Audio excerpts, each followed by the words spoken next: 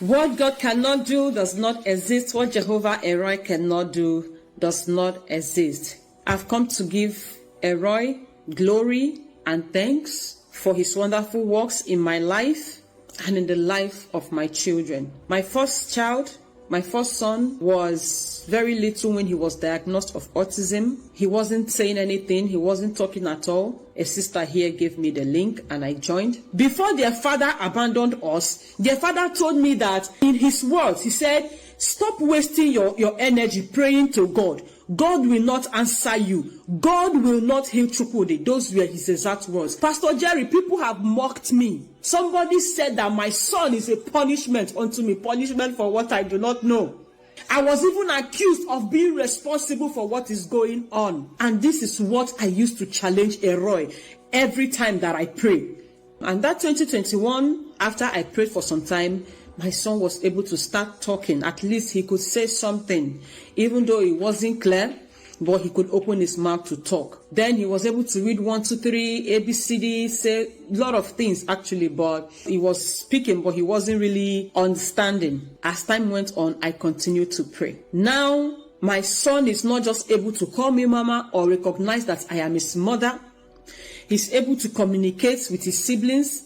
If he's feeling hungry and he wants to eat noodles, he goes into the kitchen, opens noodles, puts into the pot, slices onions and puts inside, puts water, and I'll go on the fire for him. My son can now do so many things. I never for one day showed him how to operate the TV, how to type what he wants to watch, how to change what he wants to watch, but my son can do all that without even looking at the remote. The first time I showed him what God cannot do does not exist, I just showed him, I wanted to read it out to him. But I showed it to him and all of a sudden my son started reading. I shouted that day, God bless you, Pastor Jerry Eze. I am stuck on this NSPPD altar. I've never heard anybody pray for children with autism or children with slow development. I've never heard that prayer on anywhere. NSPPD is the first place I've heard a pastor pray for children like that. NSPPD is the first place I've seen a pastor cry for children, cry for people to be okay. And I'm stuck on NSPPD. God bless you, Pastor Jerry Eze. And I join million others that to say that the oil on your head will never run dry. Brother Roy! Celebrate Roy! Hey! Hey!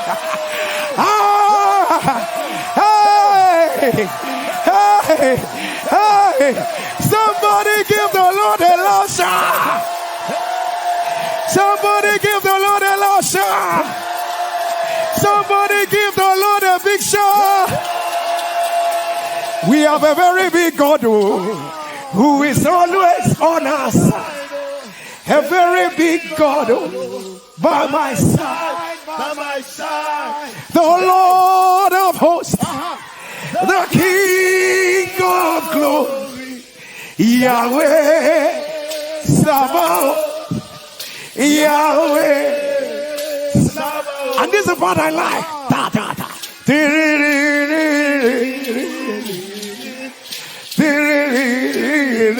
Time.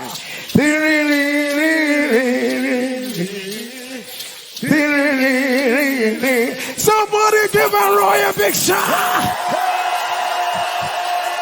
People of God, how much more nerve-breaking can it be when your husband tells you, don't bother praying about this? God will never answer.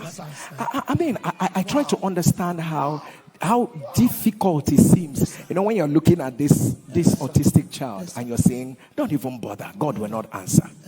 And God says, are you me? Are you me? Do you determine what I will answer and what I will not answer? Child. Look, nobody knows the joy of a mother. Only women and families where there are autistic children will understand this testimony. And when the Lord turned again the captivity of Zion, were like them that dream. And people of God, who will not serve a God like our God? And if you're under the sound of my voice and you're saying, Pastor Jerry, please pray for me.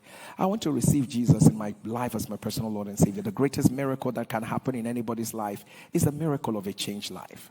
And if you're saying, Pastor Jerry, I want that miracle of salvation. I want to know this God